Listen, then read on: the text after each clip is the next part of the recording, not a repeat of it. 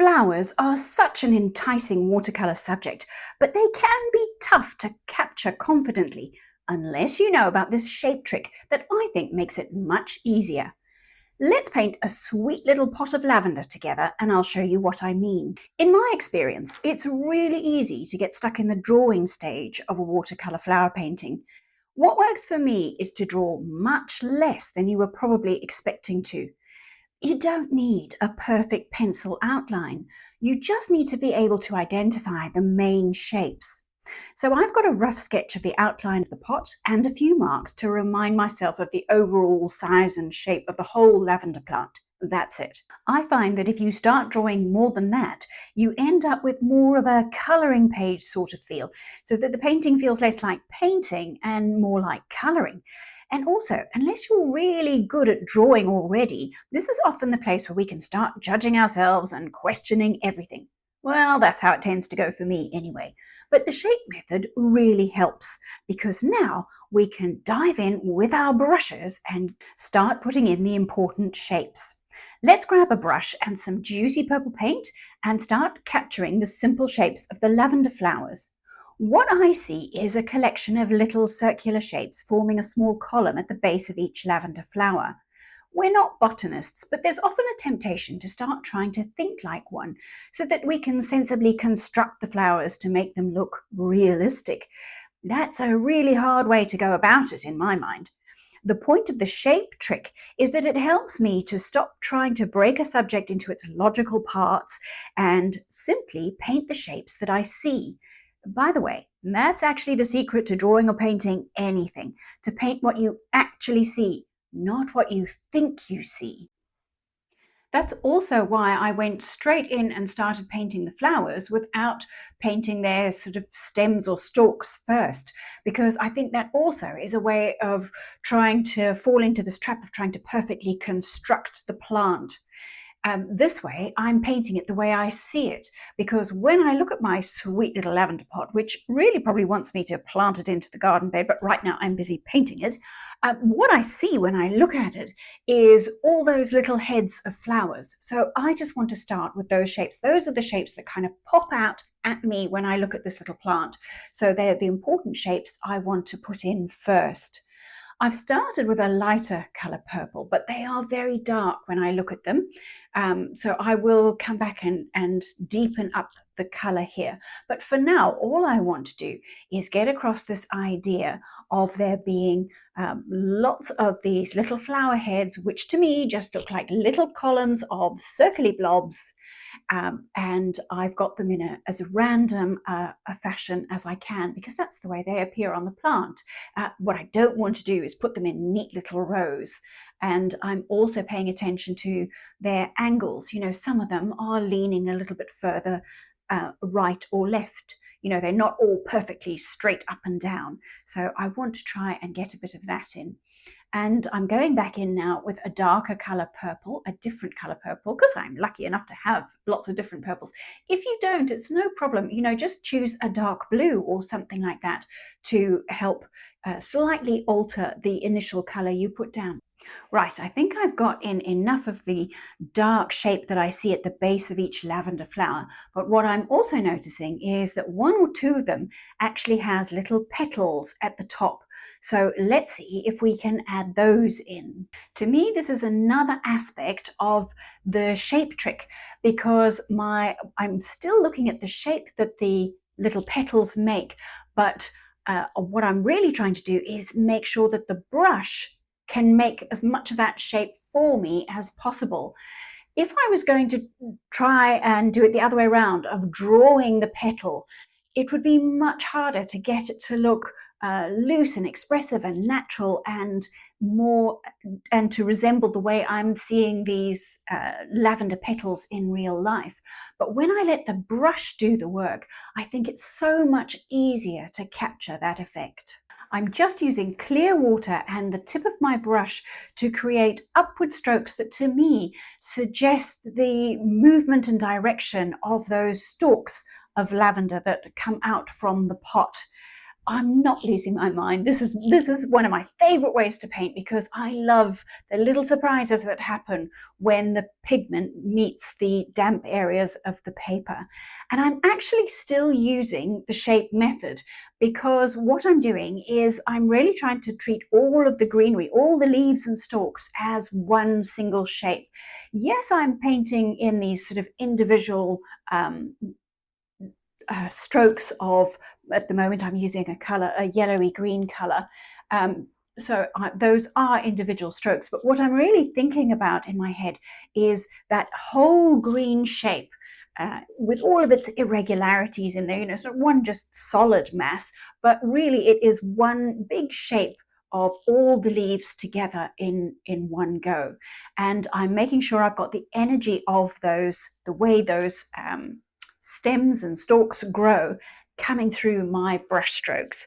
And wherever I make contact with the clear water on the page, the pigments will separate out a little bit and those areas will be a little bit lighter. So I'm just kind of going around the flowers that I painted before.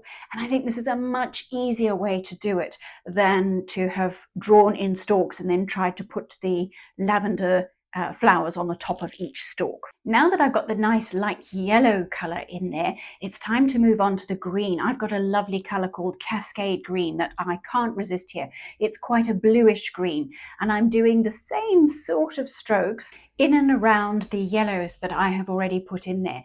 So this means that I'm going to get a lovely variety of greens, because sometimes it'll just be when I'm on the dry paper, I'll have my deepest, darkest version of this green.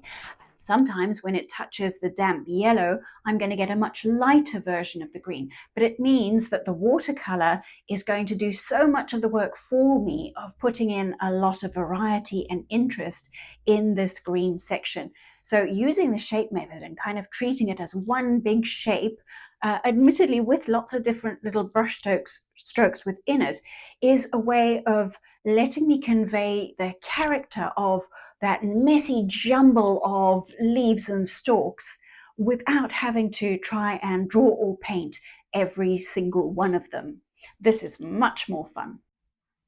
Now we've got some lovely variety in the greens in that section, but one of the things I think we're missing a little bit is a few more darks. So I've added some fresh indigo, one of my current favorite colors, to my palette there, and I'm going to use that to put in some darker sections.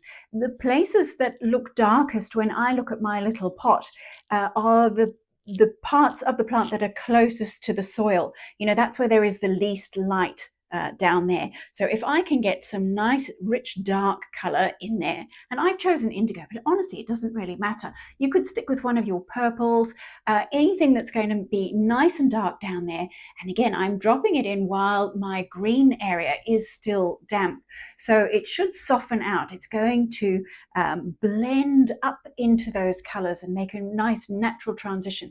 But that darkness will give us much more of an idea of the depth and the kind of the volume of this little plant. It stops looking flat and starts looking, you know, nice and full and bushy. And since I've got that indigo, I am darkening up some of my little lavender blooms. As I'm editing this, I'm thinking the little lavender blooms were probably dark enough and I might not have needed to do this, but it is always a good idea to have a bit of unity where you're using the same colors in different parts of the painting. Let's paint the pot. I'm going to start with clear water again, just so that my paint moves a little. And I could make the pot any color, and I think I'm going to go with the pinky purples. I do have a rather wild opera pink, and I feel like putting a little bit of that in to be the sort of light part of my pot. So I'm choosing the right hand section because I tried to keep the right hand of the pot a little bit lighter and the left hand darker. So I need to be consistent with that across the pot as well. and I love a loose approach. So I'm okay if some of the greens flow into the pot and vice versa. If you're not, of course, let the top section dry completely and then you won't have much of that happening. But it doesn't bother me. If I'm honest, I actually rather like it.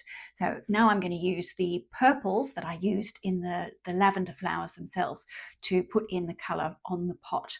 I'm trying to put in, trying to remember my dark side and putting the purple in the dark side. You can see the indigo has whooshed into the purple there. Oh, I do love that, just because I love watching the way it whooshes across there.